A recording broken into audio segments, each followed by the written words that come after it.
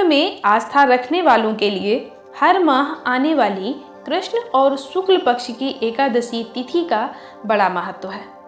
पौराणिक ग्रंथों में हर एकादशी का अपना अलग अलग महत्व बताया गया है। नमस्कार दोस्तों, आज का हमारा विषय है योगिनी एकादशी। आज के इस विषय में हम योगिनी एकादशी के महत्व, योगिनी एकादशी की कथा, पारायण क्या करना है और किन राशियों को कौन सी वस्तु दान में देनी है, इसके विषय में विस्तृत जानकारी देंगे। दोस्तों, ऐसी ही अन्य जानकारियों के लिए हमारे चैनल को सब्सक्राइब करें, वीडियो को लाइक करें और अन्य लोगों में भी शेयर करें। एकादशी की अलग अलग विशेषताओं के कारण इनके नाम भी भिन्न भिन्न रखे गए। कुल मिलाकर साल भर में 24 एकादशियां आती हैं और मलमास की एकादशियों को मिला लिया जाए तो इनकी संख्या 26 हो जाती है। इन्हीं एकादशियों में एक एकादशी का व्रत ऐसा भी है कि जिसके करने से समस्त पाप तो नष्ट होते ही हैं, साथ ही इस लोक में भोग और परलोक मुक्ति भी इस एकादशी का उपवास रखने से मिलती है। यह है आषाढ़ मास के कृष्ण पक्ष की एकादशी, जिसे योगिनी एकादशी के नाम से जानते हैं। आइए जानते हैं योगिनी एकादशी। यह व्रत काफी प्रचलित है। पौराणिक ग्रंथों के अनुसार तो तीनों लोकों में इस एकादशी को बहुत महत्व दिया गया है। पौराणिक ग्रंथों के अनुसार ही योगिनी एकादशी व्रत की कथा कुछ इस प्रकार से है। महाभारत काल की बात है कि एक बार धर्मराज युधिष्ठिर भगवान श्री कृष्ण से एकादशियों के व्रत का महात्म्य सुन रहे थे। उन्होंने भगवान श्री कृष्ण से कहा कि भगवान, आषाढ़ माह के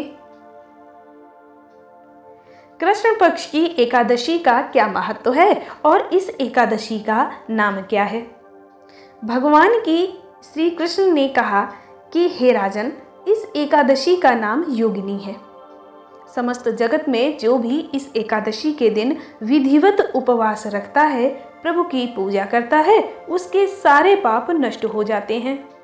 वह अपने जीवन में तमाम सुख सुविधाओं, भोग विलास का आनंद लेता है और अंतकाल में उसे मोक्ष की प्राप्ति होती है। योगिनी एकादशी का यह उपवास तीनों लोकों में प्रसिद्ध है।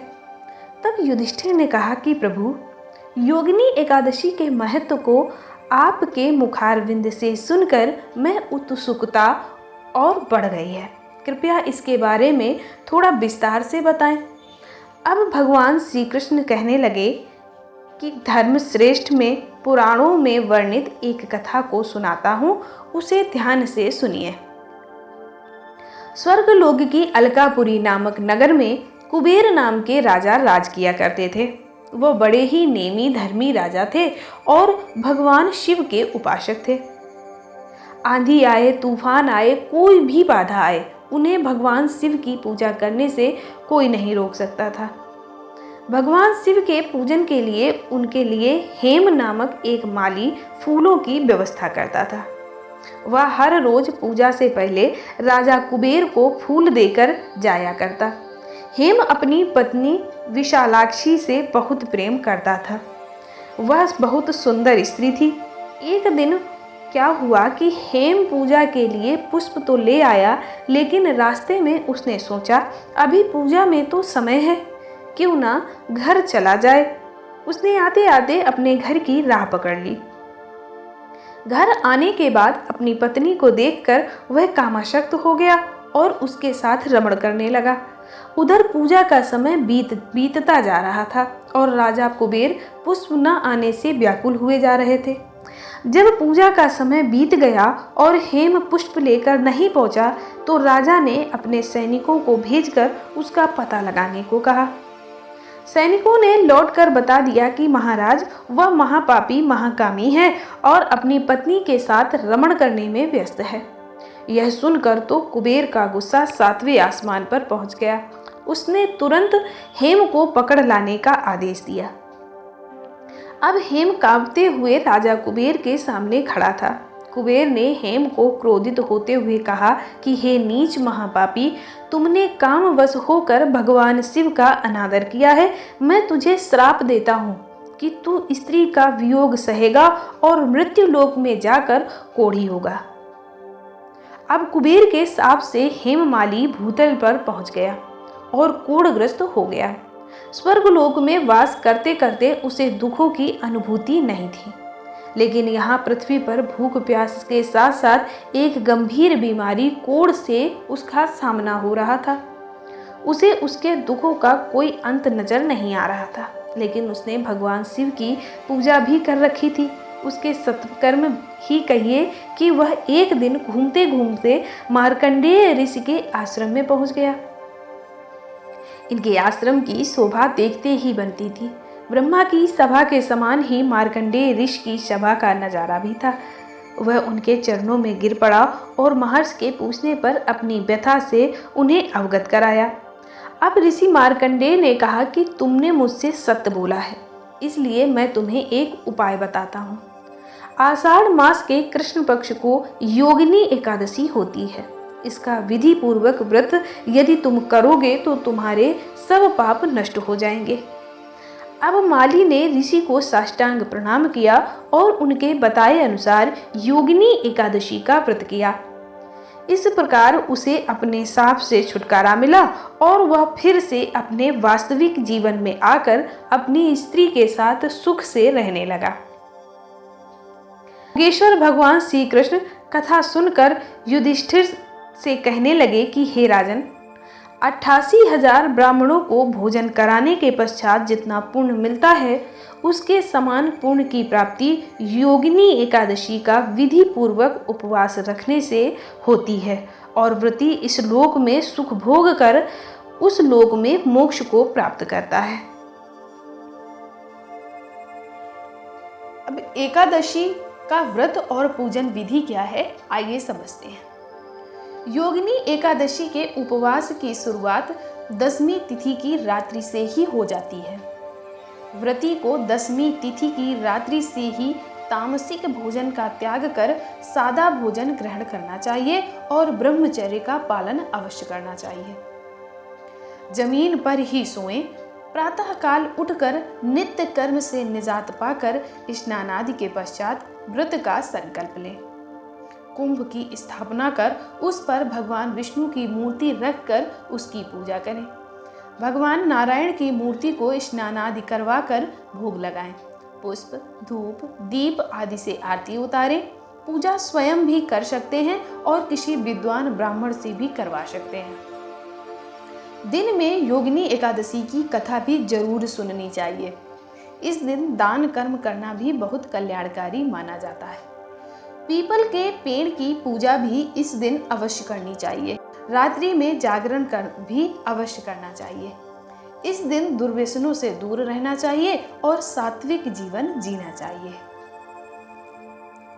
इस दिन भगवान विष्णु को खीर या हलवे का या पीली मिठाई का भोग लगाना चाहिए। ध्यान रहे भोग में तुलसी जल को अवश्य मिश्रित करें। एकादशी व्रत करने के कई कठोर नियम भी हैं। इन नियमों का पालन करने से व्रत सफल माना जाता है। अतः एकादशी के दिन विधि विधान से भगवान विष्णु और मां लक्ष्मी की पूजा उपासना करने के पश्चात भगवान विष्णु की कृपा पाने हेतु इन चीजों का दान अवश्य करना चाहिए। मेष राशि के जातक भगवान विष्णु का आशीर्वाद पाने के लिए एकादशी पर गेहूं और गुड़ का दान करें। वृषभ राशि के जातक विष्णु जी की कृपा पाने के लिए योगिनी एकादशी पर चावल और चीनी का दान करें। मिथुन राशि के जातक योगिनी एकादशी के दिन जरूरतमंदों को पीले वस्त्र का दान करें। कर्क राशि के जातक भगवान विष्णु को प्रसन्न करने के लिए लड्डू का दान करें। सिंह राशि के जातक योगिनी एकादशी के दिन गेहूं, चावल और गुड़ का दान करें। कन्या राशि के जातक भगवान विष्णु की कृपा पाने के लिए जूते या चप्पल और बर्तन का दान करें। तुला राशि के जातक जगत के पालनहार नारायण की कृपा पाने के लिए चीनी और जल का दान करें। वृश्चिक राशि के जातक योगिनी एकादशी पर भगवान को प्रसन्न करने के लिए अन्न का दान करें। धनु राशि के जातक विष्णु जी को प्रसन्न करने के लिए पीले रंग की चीजें जैसे केला, पीली मिठाई और पीले वस्त्रों का दान करें। मकर राशि के जातक माँ लक्ष्मी और भगवान विष्णु का आशीर्वाद पाने हेतु चावल, चीनी और तिल का दान करें। कुंभ राशि के जातक जरूरतमंदों को खाना खिलाएं और पक्षियों को दाना दें। मीन राशि के जातक भगवान विष्णु को प्रसन्न करने के लिए गुड़, गेहूं, चावल और केले का दान करें। तो दोस्तों, मेरे द्वारा दी गई जानकारी आपको कैसी लगी? अगर पसंद आई हो तो और लोगों में भी इस वीडियो को शेयर करें। भगवान नारायण आपकी समस्त मनोकामनाओं को पूर्ण करें, सुख सौभाग्य प्रदान करें। धन्यवाद।